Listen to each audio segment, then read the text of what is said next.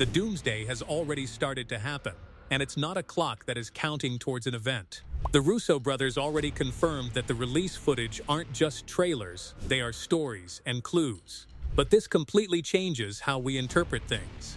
At the end of Loki, he doesn't just save the multiverse, he becomes its god, sitting at the center of all timelines while becoming the anchor that stabilizes everything. Here is where it gets really interesting. Loki can see the past, present, and every possible future simultaneously. He exists outside our regular time, exactly like he who remains once dead. He basically replaced him, and now if Loki can see everything at once, the Doomsday Clock isn't counting down to an event, it's counting down to the last moment reality remains editable. In this theory, Doomsday has already occurred from Loki's perspective, and Doom has already won. What we were watching in that exact moment are the ripple effect as Loki desperately tried to change the outcome before it happened permanently. The countdown represents the final window when the timeline can still be rewritten, adjusted, or destroyed. Once the timer hits 0, the timeline locks, and no one can change it. There would be no more saving the world. When Doomsday is revealed to the universe, it's already too late. The damage is already done. This means the Avengers Doomsday isn't about stopping the apocalypse. It's about watching the last failed attempt to undo it. This is the most terrifying part of the multiverse, and it just goes to show that even Loki, the god of time, couldn't prevent it.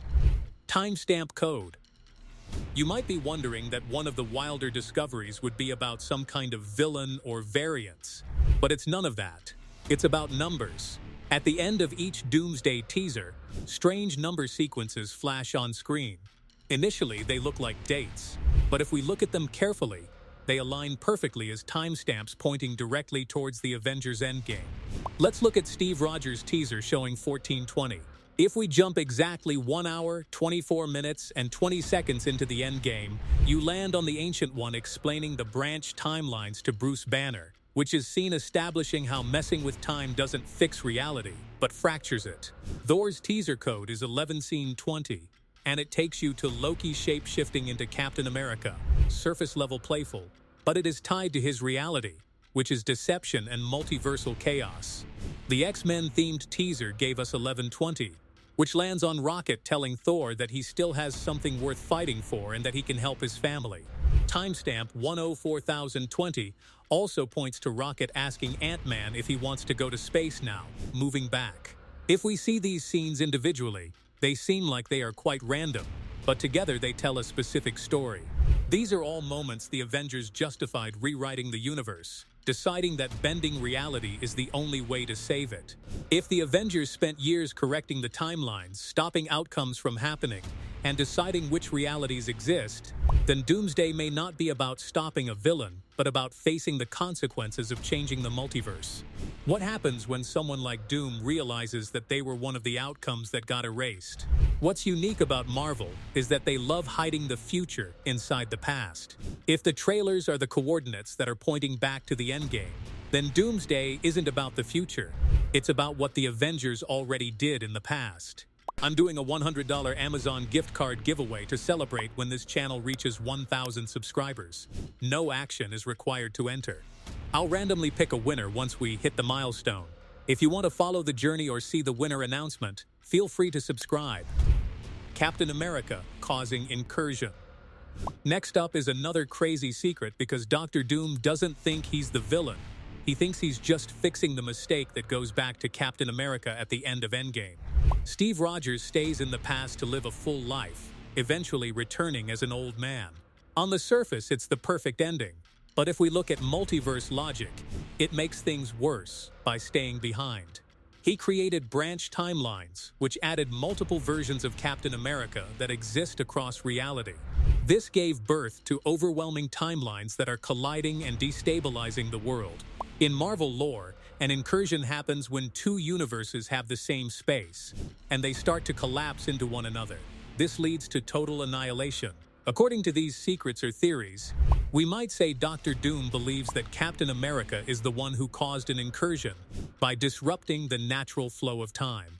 In other words, he is not the villain. but Captain America is, and Dr. Doom sees himself as the only one who is willing to act in this version.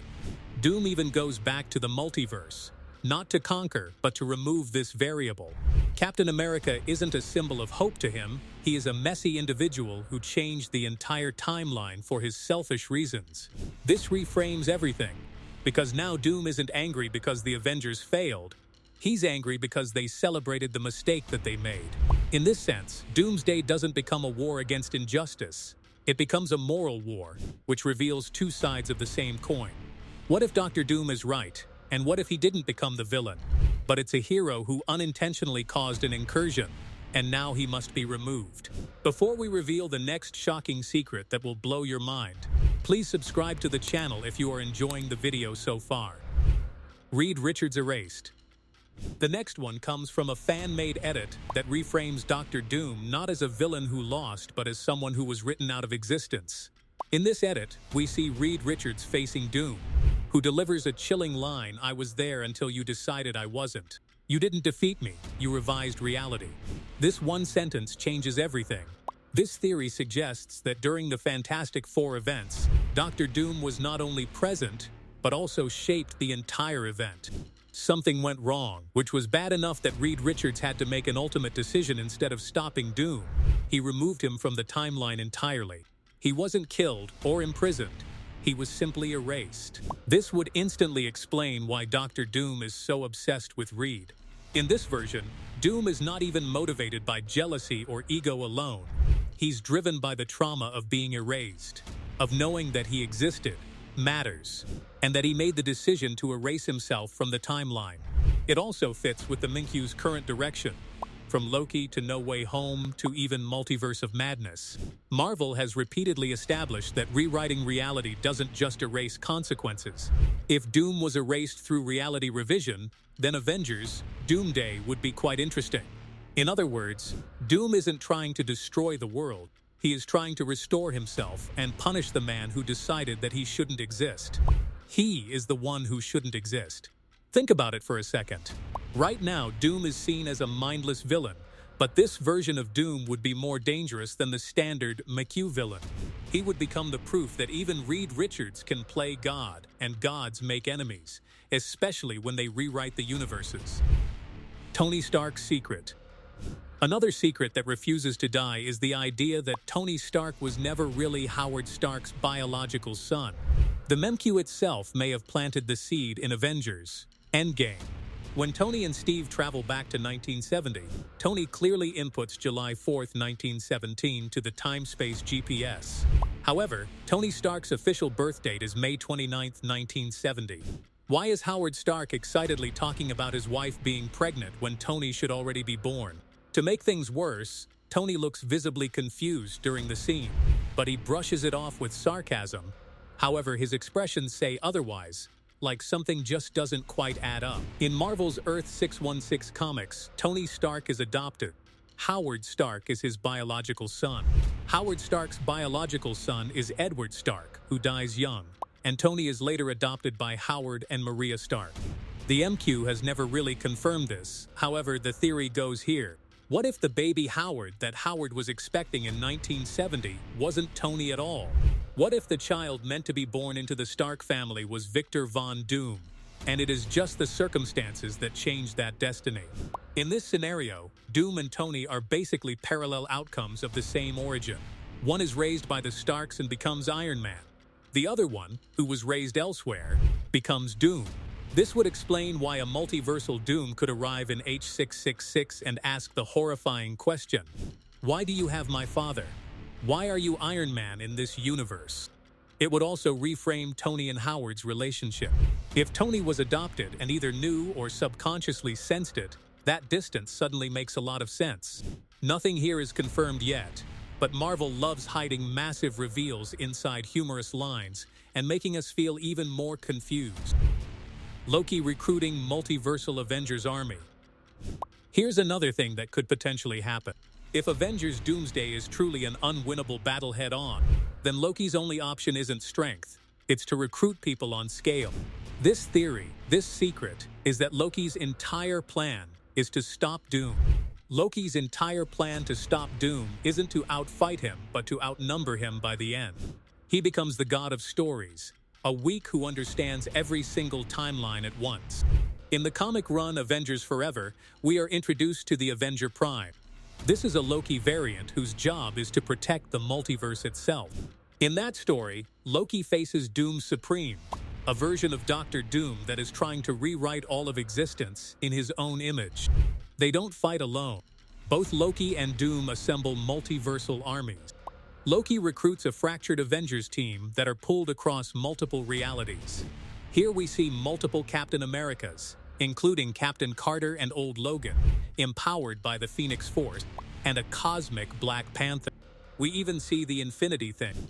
Doom here responds with his own multiversal force, with variants of Thanos, Killmonger, and a Doom army drawn from conquered timelines. This parallel is quite hard to ignore because it has already happened, and the theory just adapts this structure.